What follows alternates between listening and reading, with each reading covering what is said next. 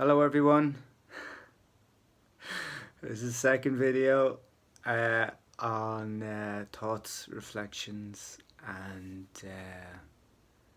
considerations on the path of celibacy.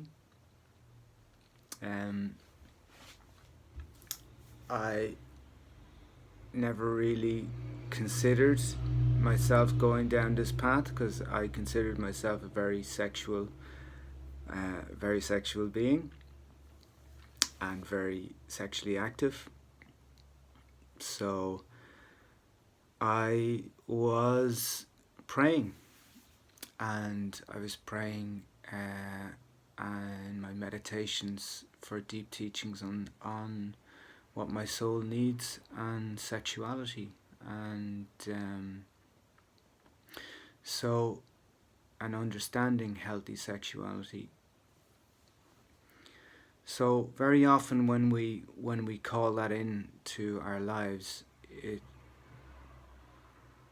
doesn't often come in a way or in a package that we expect, or it can come as a surprise, and but that's the gift, and we go with that, and that can be the gift of understanding a new way of being. It can be the gift of becoming ill at times, and things happening in our outside world that we don't necessarily like losing jobs or losing relationships or losing a loved one through death. So these changes can come in a way that in the moment we don't often see that this is a huge blessing. So I think from spiritual practice, when we turn our gaze inward and more and away from the outside world, we're seeking that path of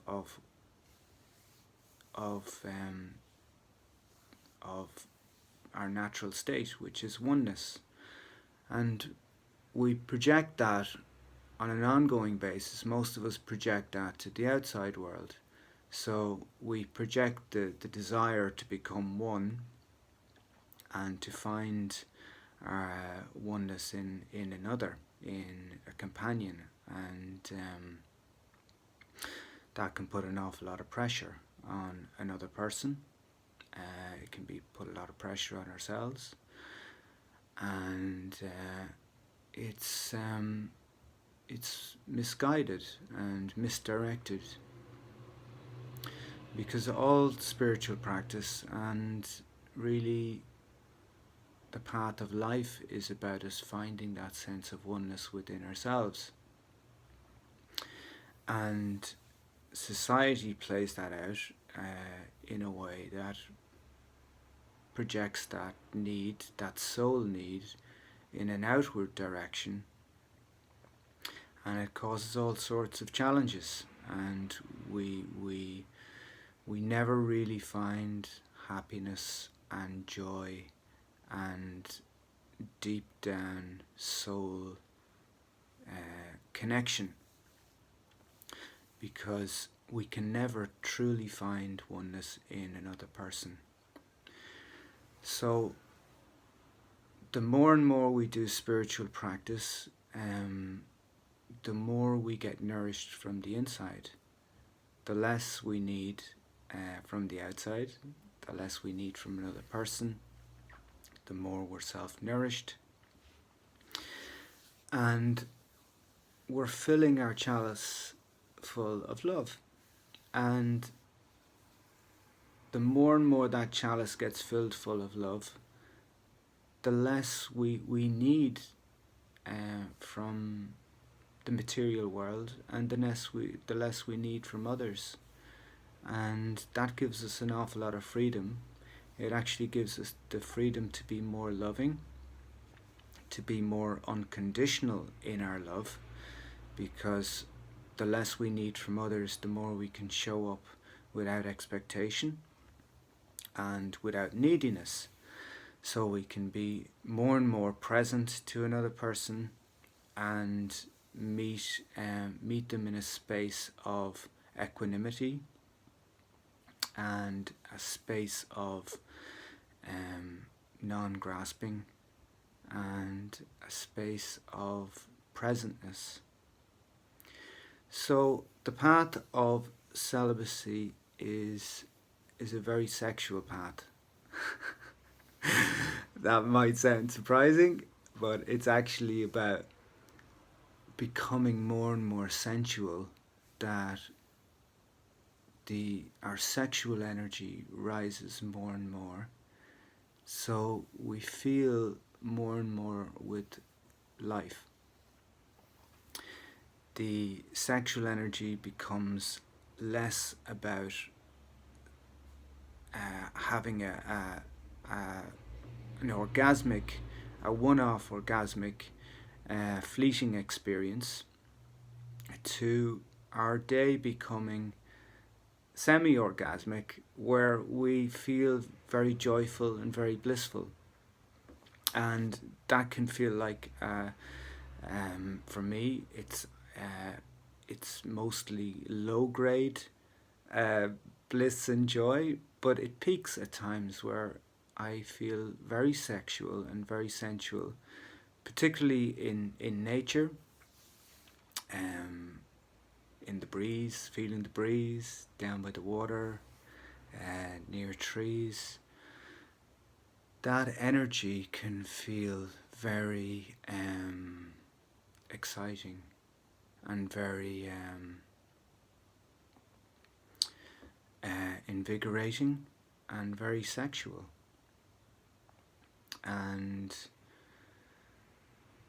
the more and more we allow ourselves to expand, and the more we cultivate our sexual energy and not leak it out or lose it to the external world, the more that energy brims and brims and fills and overflows inside us and rises, where we feel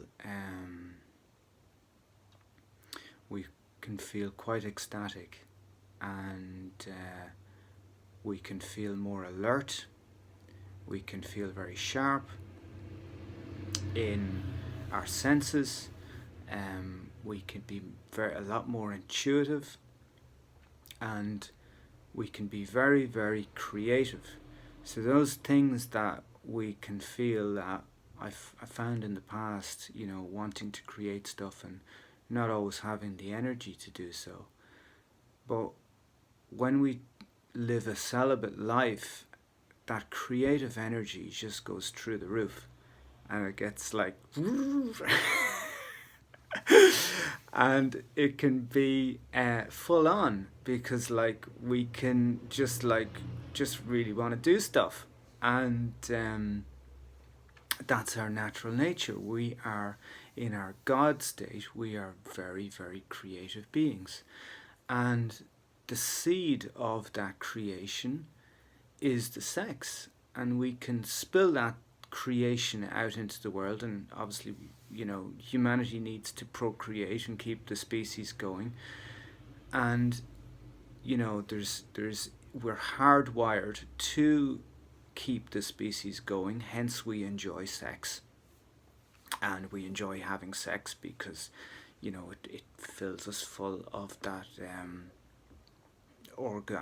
that instant orgasm energy,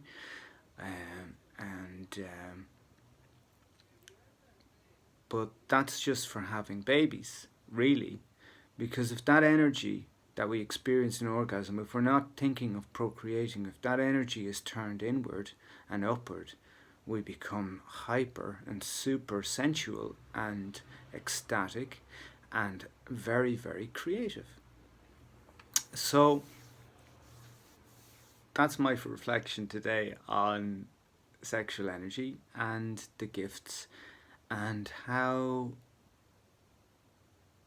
sexual energy turned inward can really benefit our lives. So I'd love to hear what you have to say on this, and thanks for listening. Have a great day.